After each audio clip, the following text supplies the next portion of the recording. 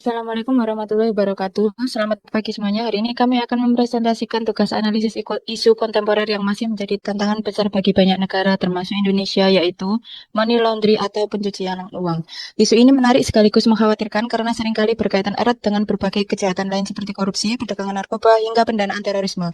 Melalui presentasi ini, kami akan melihat bagaimana praktik pencucian uang berkembang serta dampaknya terhadap masyarakat dan bagaimana upaya penanggulangan yang bisa dilakukan. Next. Kelompok kami beranggotakan saya sendiri, Elkayu Aliana Sari ST, Astrid Pramaswari Lestari SKM, Fani Adi Chandra ST, dan yang terakhir Muhammad Muaki Fahmi SR. Next.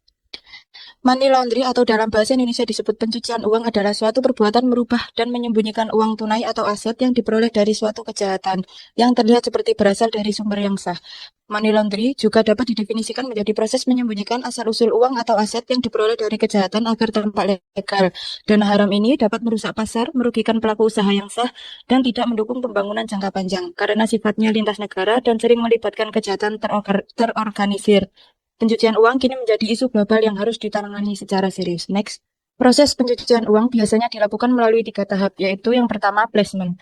Placement adalah tahap awal dalam proses pencucian uang, di mana uang atau aset hasil kejahatan dimasukkan ke dalam sistem keuangan, baik dalam maupun luar negeri. Tujuannya adalah untuk memisahkan dana tersebut dari sumber asalnya agar tidak terdeteksi oleh pihak berwenang. Modus yang sering digunakan antara lain melalui deposito, tabungan atas nama orang lain, giro, e-cash, atau dengan mencampurkan dana ilegal ke dalam transaksi yang tampak sah. Setelah placement, tahap selanjutnya adalah layering. Di tahap ini, pelaku akan memindahkan dana melalui serangkaian transaksi finansial yang kompleks dan berlapis, dengan tujuan menyamarkan jejak asal-usul uang. Contohnya termasuk transfer antar rekening, pembelian aset, investasi luar negeri, atau konversi ke mata uang digital. Semakin rumit transaksinya, semakin sulit pihak berwenang melacak sumber dana aslinya. Tahap terakhir adalah integration, yaitu ketika uang hasil kejahatan yang sudah dibersihkan kembali masuk ke dalam sistem ekonomi dan tampak seperti hasil kegiatan ilegal. Dana ini bisa digunakan untuk membeli properti, saham, kendaraan mewah, atau bahkan untuk membuka usaha. Di titik ini, uang ilegal telah berhasil disulap menjadi tampak sah dan sangat sulit dibedakan dari uang hasil kegiatan legal. Next. Untuk studi kasus yang akan dibahas pada presentasi kelompok kami adalah kasus pencucian uang yang dilakukan oleh Bos Ritex. Kasus ini berkaitan dengan penetapan kakak beradik dari keluarga Lukminto, Iwan Setiawan, dan Iwan Kurniawan sebagai tersangka tindak pidana pencucian uang atau TPPU oleh Kejaksaan Agung sejak Sabtu 1 September 2025. Inti kasusnya bermula dari dugaan korupsi dalam pemberian kredit perbankan kepada PT Sritex, di mana dana yang mestinya digunakan untuk modal kerja dan investasi malah diduga dipakai untuk membeli aset dan membayar utang pribadi. Tidak hanya itu, sebagai bagian dari upaya penyidikan terhadap aliran dana ilegal, Kejaksaan telah melakukan penyitaan aset senilai sekitar 510 miliar. Kerugian negara yang diduga muncul akibat penyalahgunaan kredit tersebut diperkirakan lebih dari 1 triliun. Next. Berikutnya, kami menggunakan metode APKL untuk menentukan isu prioritas berdasarkan kriteria. Yang pertama, aktual, apa isu ini hangat untuk dibicarakan, problematik, apa isu ini mendesak, dan kekhalayakan, apa isu tersebut memiliki dampak luas, serta layak, yakni apakah isu ini realistis dan relevan untuk dibahas. Next. Dari studi kasus yang kita ambil, money laundry post retex, kami membuat 5 isu yang juga telah kami urutkan berdasarkan 4 kriteria tadi. Yang pertama, kurangnya koordinasi antar instansi pemerintah, terutama terkait dengan otoritas pengawasan keuangan dan investasi sektor finansial belum optimal dengan nilai prioritas 19. Lalu ada belum optimalnya sistem pengawasan serta SOP dalam mengidentifikasi aktivitas keuangan yang mencurigakan dengan nilai prioritas 17. Yang ketiga, belum sahnya UU Perampasan Aset sebagai dasar hukum yang lebih kuat dengan nilai 16. Yang keempat, lemahnya transparansi laporan keuangan perusahaan sebelum kasus terbongkar dengan nilai 14. Serta lemahnya analisis kelayakan dan pengawasan kredit oleh bank daerah dengan nilai 10. Next. Setelah menganalisis menggunakan APKL, kami juga menajamkan dengan mengambil 3 masalah dari isu prioritas tertinggi dan menganalisis menggunakan metode USG untuk menentukan prioritas masalah dengan menilai 3 aspek, yakni urgensi, yakni apa masalah ini mendesak dan perlu sekali untuk ditangani, lalu seriousness atau keseriusan dari masalah tersebut, dan growth atau potensi perkembangan masalah bila tidak segera ditangani. Next. Dan dari diskusi kelompok kami memberikan nilai sebagai berikut. Dengan nilai tertinggi yakni kurangnya koordinasi antar instansi pemerintah, terutama terkait dengan otoritas pengawasan keuangan dan investigasi sektor finansial belum optimal dengan nilai 15. Sehingga kami melihat isu masalah yang kami fokuskan yakni pada masalah tersebut. Next. Baik, selanjutnya setelah ditemukan masalah yang paling utama, maka kita akan menentukan identifikasi dari penyebab masalah tersebut menggunakan diagram fishbone. Next. Untuk diagram fishbone terdiri dari kepala ikan, jadi pada bagian ini merupakan masalah utama, yaitu kurangnya koordinasi antar instansi pemerintah, terutama terkait dengan otoritas pengawasan keuangan dan investigasi sektor finansial yang belum optimal. Kemudian terdapat duri-duri ikan yang dalam diagram ini berisikan penyebab-penyebab masalah tersebut. Ada dari aspek proses, tata kelola, regulasi, dan juga sumber daya. Dari proses ada lambatnya penanganan, dan yang kedua eskalasi kasus yang tidak jelas. Kemudian dari aspek tata kelola yang masih terdapat banyak instansi yang terlibat, serta tumpang tindihnya kewenangan.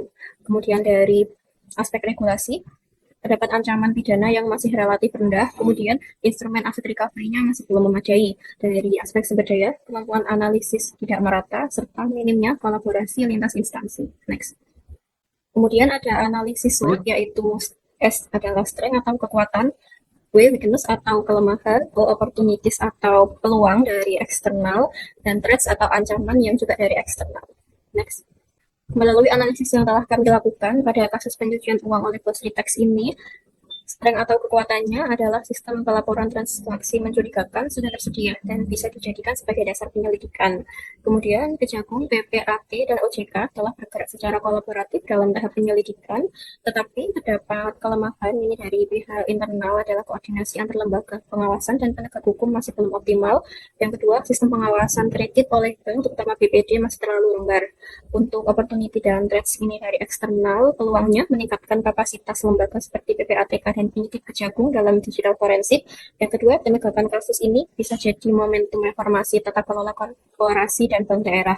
Kemudian ancamannya bisa terjadi kerugian negara yang lebih besar daripada yang terdeteksi. Kemudian gangguan terhadap stabilitas keuangan bank yang terlibat kredit bermasalah juga menjadi ancaman.